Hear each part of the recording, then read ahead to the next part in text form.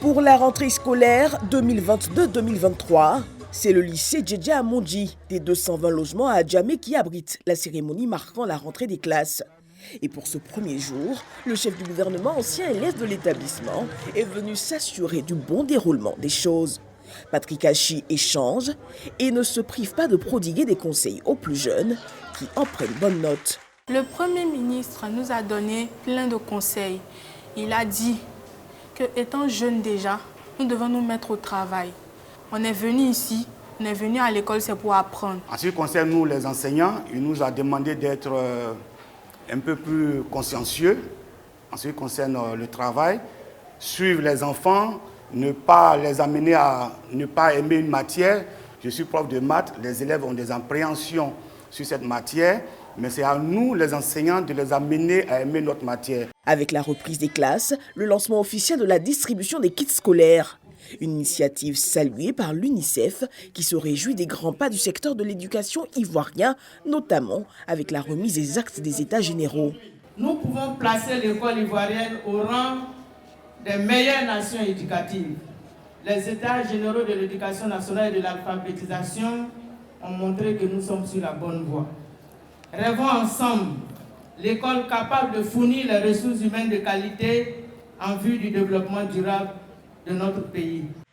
7 250 000 élèves sont attendus pour cette rentrée scolaire qui verra la distribution de plus de 5 millions de kits scolaires sur toute l'étendue du territoire.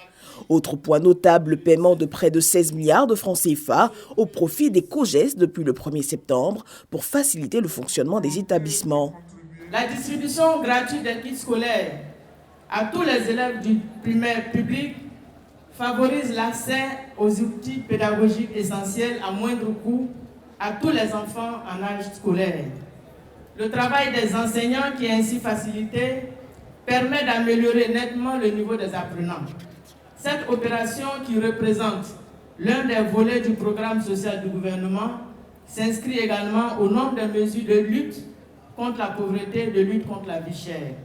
L'occasion pour le chef du gouvernement d'inviter élèves et parents d'élèves à plus d'engagement et de responsabilité. Donner de l'affection et de l'attention aux enfants et à ce qu'ils font à l'école. Merci d'aider en cela l'État. Quelles que soient les infrastructures qui seront mises en place, quels que soient les kits scolaires qui seront distribués, quelle que soit l'ardeur des enseignants au travail, tout cela ne pourra pas se substituer au rôle des parents. À cet âge et dans les classes où ils sont, rien n'est impossible et le ciel est leur limite. Retenez simplement une chose, travaillez. Travaillez toujours, travaillez encore, travaillez plus.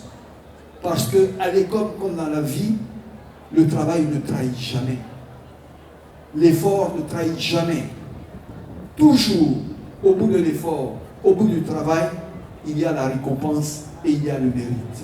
Autre message à l'endroit des enseignants, rappelant les efforts du gouvernement pour l'amélioration de leurs conditions de travail.